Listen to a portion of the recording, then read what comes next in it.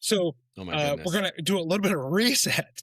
So here we're starting this next portion with our Thor villains tier ranking with the God of Lies, the mischief maker, who originally was called the God of Evil in Thor comics. It's Thor's dastardly step sibling, Loki. I mean, come on, Eric. This one doesn't need any discussion. One of the best comic book characters of all time. I mean, absolutely S tier. The definition of that. We could wax poetic for hours, but I think that this is, for the sake of how many we have left to rank, maybe we just keep it rolling here. I'll just say this about Loki. One thing, Eric, that everything we've said about certain villains, like in the A tier, where it's like they're a big bad, they're a major obstacle, complicated storylines, the power level to threaten Thor, the complexities to be not only a match, but also be kind of a puzzle for Thor. And to have those moments, like a description, just going down the line of those A tier villains, Loki has all of that in spades. Mm-hmm. So Loki is the Thor villain. Loki is the Thor villain. So yeah, I think that's fair. Yeah. But you know who is not the Thor villain? Crota the Duelist. Who the hell is Crota the Duelist? It's right there in the name. It's Crota the D-list. Crota the D-list. More like Crud the D-list. Then quickly after that, we have Magrat the Schemer, who I do remember as a Tales of Asgard villain, but really the inside of the tin is exactly what's on the outside. Just a schemer. I feel like just a schemer. That's another one we could probably quickly put into D-list, Eric. We don't need to clickety on that one. I think so. Okay. Well, next, let's go to the demon. Actually, this is one where I feel like we could do a little bit of discussion here.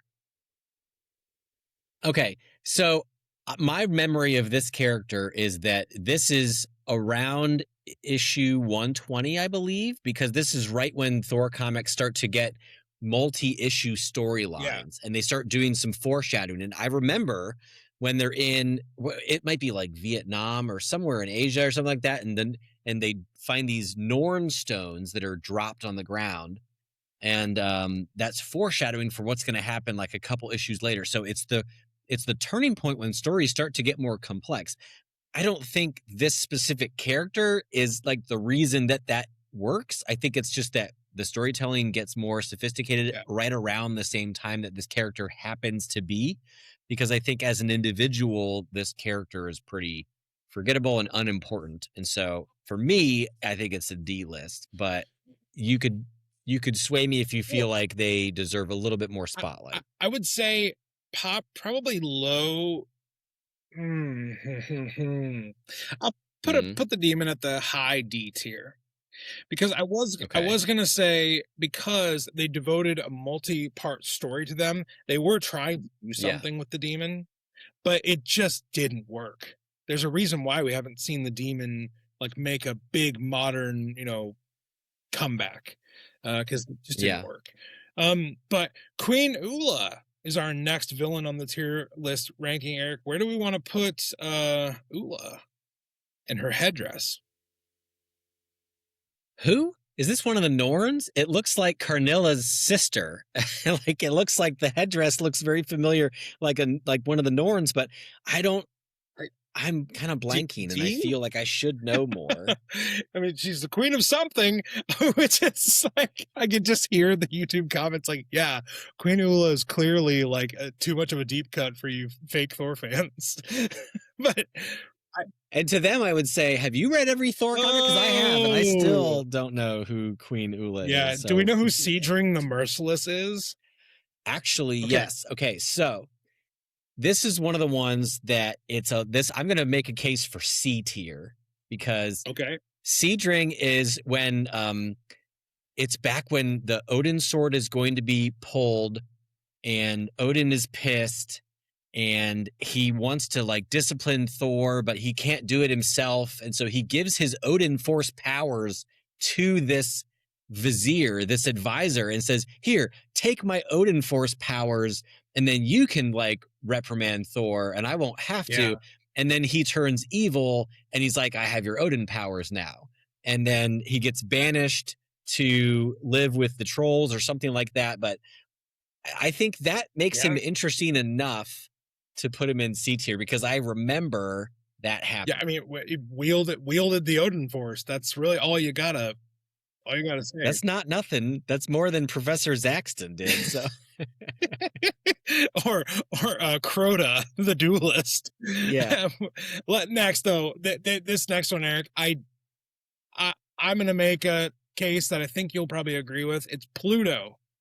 yeah. He is one of the Olympian gods in Marvel Comics, and you might think Olympian more akin to your buddy Hercules's neck of the woods, but I think Pluto is a B level Thor villain. B level, really? Okay, what where do you feel more comfortable with him? I shouldn't have sounded that surprised. I would put him B tier, low you B. bastard. B, you bastard! Why? Why I The amount never? of disrespect. I'm out of here. Okay, so Pluto and Pluto has some really great moments, and actually, in one of my favorite Thor comics of all time, the issue where Hercules and Thor become buddies because Hercules was tricked into taking Pluto's place as the leader of Hades. Thor comes and rescues him, and they have all this this fight. And Pluto is like posing as a Hollywood producer and like film. Like there's like a set. There's some interesting, quirky stuff, but he does make several reoccurring appearances. He is pretty high level, powerful, all things considered. So okay, I think yeah, easily B tier. That sounds fine. We'll put him in between Laufey and Ymir, as if the linear thing matters.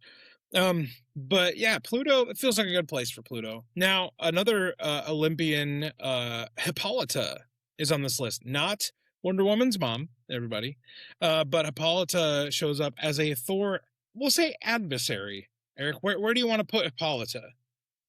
Yeah, it's not Hippolyta. That's how I was saying it in my head. when hippos go out for a smoke, they take their Hippolyta. They take their Hippolyta with them. I don't recall a lot of detail about this character. I'm sure she's, fine. I'm sure she's powerful. Personally, I would say D tier because I mean, with Cedric the Merciless, I at least remembered a thing that he did, and I don't really recall. And we probably more famously know the DC version of Hippolyta. That doesn't exactly bode well for the Marvel version. The next one is one of my personal favorites, Jormungandr, the Midgard Serpent. Eric, I am just going to tell you, I know he doesn't have hundreds of appearances like others, but the Midgard Serpent is brought out for big moments.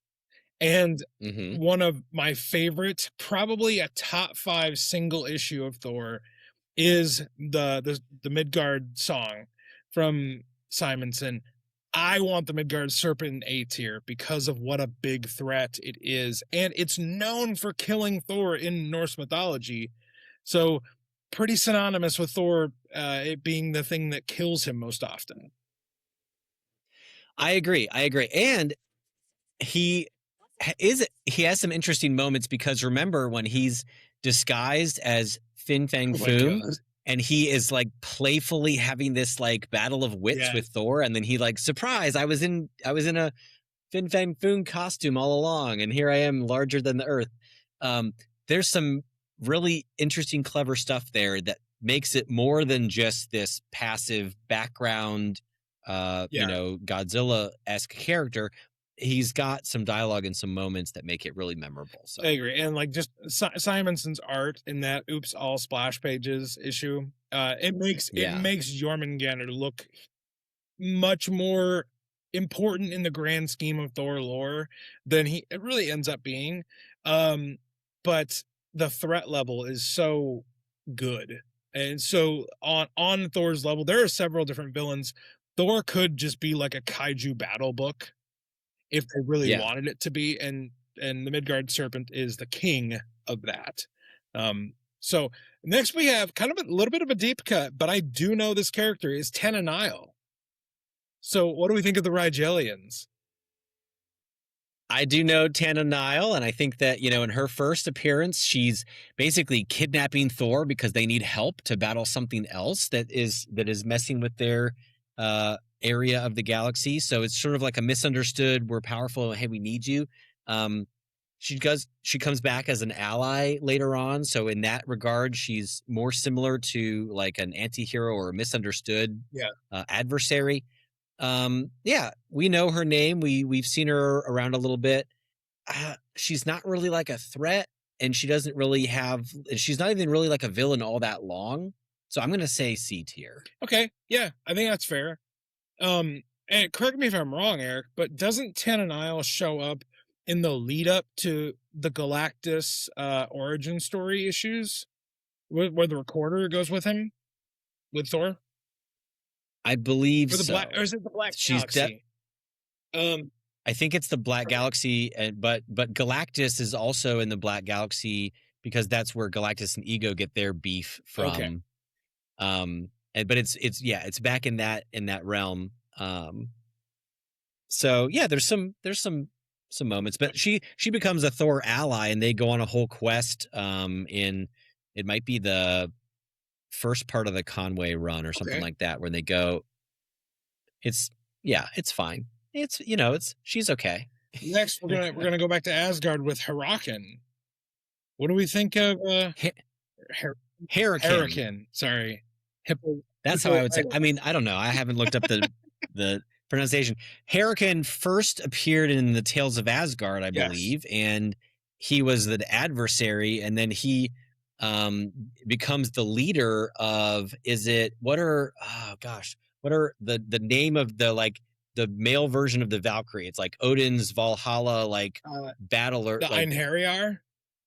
Yeah, maybe. That might be it. And comes back, I think, and returns in the Simonson run and fights on the side of Midgard against the interdimensional forces invading Earth. So he gets some glow up, but again, kind of that Tananile-esque, only a villain for a little bit, and then really kind of turns into this misunderstood ally. So I would kind of put him right alongside Tananile in that regard. I think that's fair. It's fair. Now, this is a really weird villain for me to have a case for. Okay. But I freaking love Zarko the Tomorrow Man. I actually think this sounds crazy, and I'm so glad Vaz isn't here to hear this. Eric, I have a Tomorrow Man Thor story idea, and I'm just saying, I think this is a character you could give a modern glow up to, and it would actually be kind of interesting. But I like Zarko. I have no illusions about Zarko. He's not, he's not S tier, A tier, B tier. I want to put him in the C tier because he did show up as an early Thor villain who forced Thor to figure out how to time travel. And Thor realized he could time travel by spinning Mjolnir really fast. Right. It's not exactly rocket science, but the Tomorrow Man also enabled us to have the original Thor core. Yes. Because there's the future, there's the time crossing and the multiverse very early on, enabling that to happen. And he's also pretty important in the Jurgens run. He's not like a cornerstone of it, but he definitely is there, and there's elements that make that story possible because of Tomorrow Man. Sure, let's go B tier then.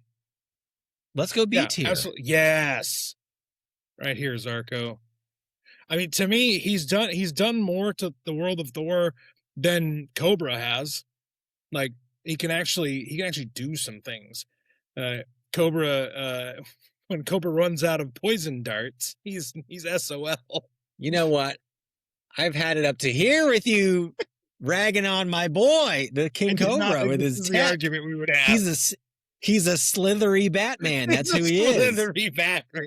Except he actually has powers. So take that, Bruce. Yeah, gosh, broody bastard.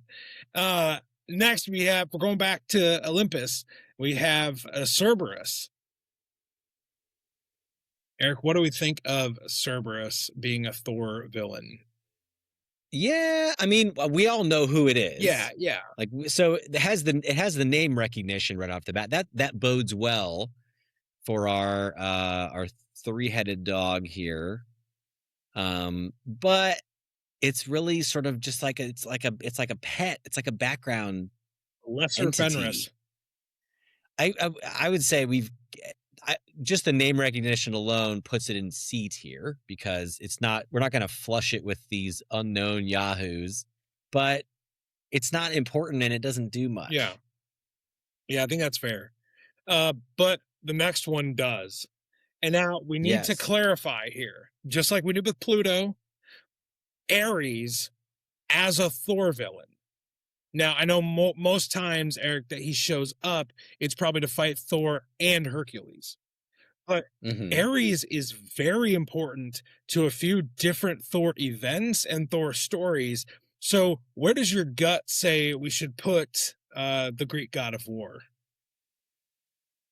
My gut is telling me a B tier. Okay. I think that he's a lot of the moments that I'm recalling are in like Hercules comics or other like event books. So as a Thor villain, he's not breaking into A tier. Yeah. I don't think so, but definitely more important and more cool. And like, I want to read more stories about him? Yeah, I want to read way more stories about Ares than I do about Garador. Like, so I think with Ares, like, because you're such a big Hercules fan, he is the S tier Hercules villain, but doesn't really do it really as a Thor villain so much. Now we have the Rigelian Grand Commissioner, kind of in that Tananile Recorder, Black Galaxy era. What do we think of the Grand Commissioner as a Thor villain? I mean, less important than Tananile, so that by definition puts him in D tier. Sorry, buddy. Oh, I'm sorry. What is the comrade doing over here? He should be dead last. Flush him down even Red further. Scare villain. You're behind Queen Ula, and we don't even know who she is. So next, Eric, is another. I kind of like the Destroyer. I hate to use the word villain so much. But in reference to Thor, what do we think of Ego, the living planet? Okay, he is a legit powerhouse in Thor comics. First appearance in a Thor comic, that helps. He gets a story in the Jason Aaron run where he becomes Ego, the Necro planet, right? The Necro world.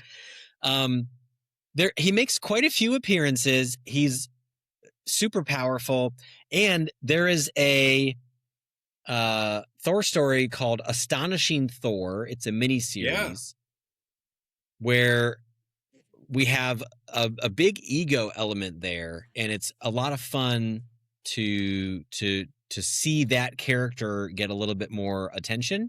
So I'm gonna say B tier. Yeah, I mean, B tier is exactly where I was thinking. Iconic, kind of Silver Age weird like kind of thing. It's a planet with a face on it, but he is, like you said, incredibly powerful. So feel very comfortable with Ego.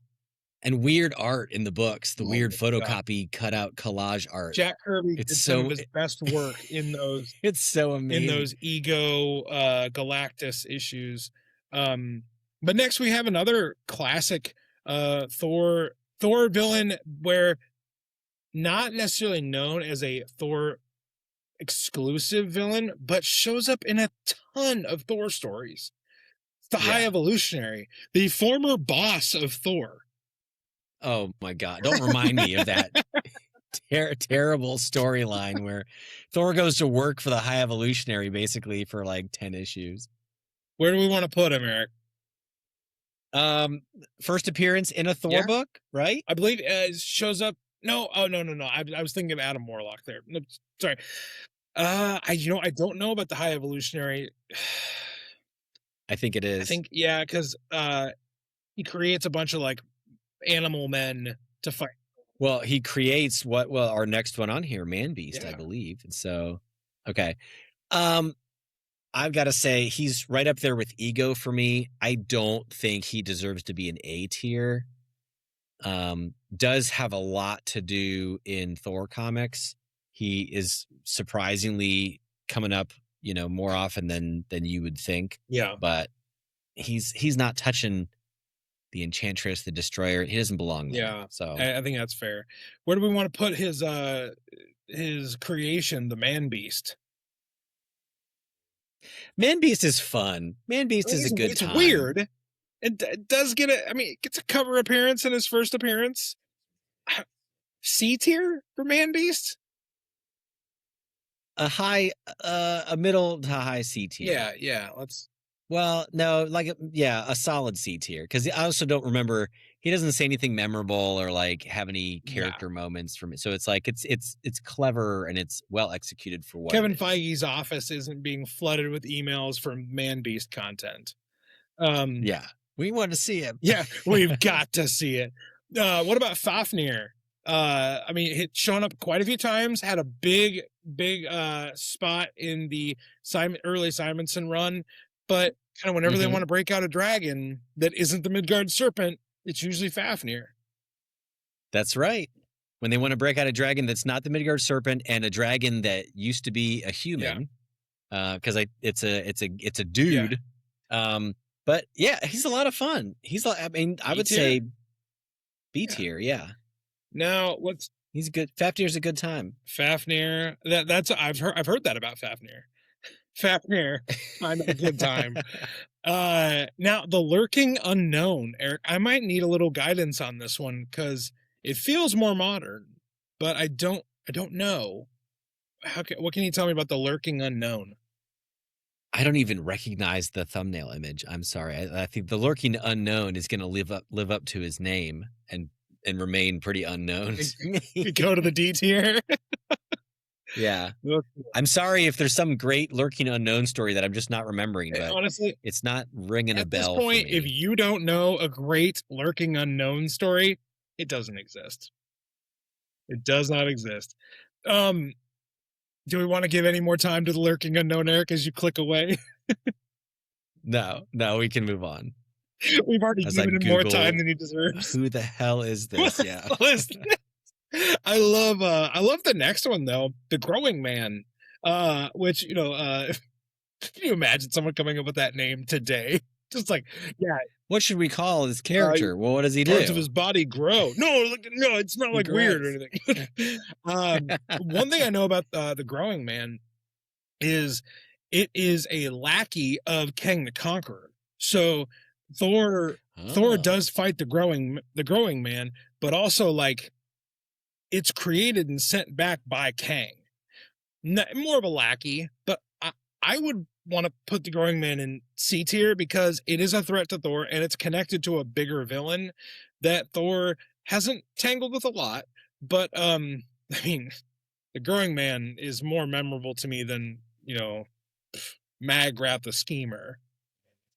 Yeah. Okay, so for me, Growing Man is right up there with Stilt Man, who I don't even think made the list here. No, not a lot of Daredevil villains made the list. Yeah. But yeah, so okay, Growing Man, I think what helps him is the character design because visually he's very memorable. I agree. What do we think of Replicas? I like Replicas. Okay. I like when Replicas comes back in the Jurgens run. He's got. I even remember one of his powers. Because he's only there for like this. Very briefly. Okay. Yeah, very briefly. Some kids hack him to rob a bank, and then he comes back and fights on the side of Asgard with Hercules against the Dark Gods. But I even remember one of his powers is called Cobalt Cable Fingers, and his Yeah, fingers grow no. long and they're made of cobalt. So I'll say C Yeah. tier. He's not going up to B tier just because of his cable Yeah, fingers. cable But fingers only get you so far in this world. yeah. So Eric, we've reached number 44. So that one was a Oh my lot goodness. kind of quicker. We kind of hit our stride there. How do we feel now that we're 2/3 done with the overall list? How's it shaping up? And we're about to hit the home stretch with some heavy hitters. This is amazing. We should publish this on the internet so people can see if they agree with it, because I think we're onto Eric, something I here. have good news for you. That's gonna happen.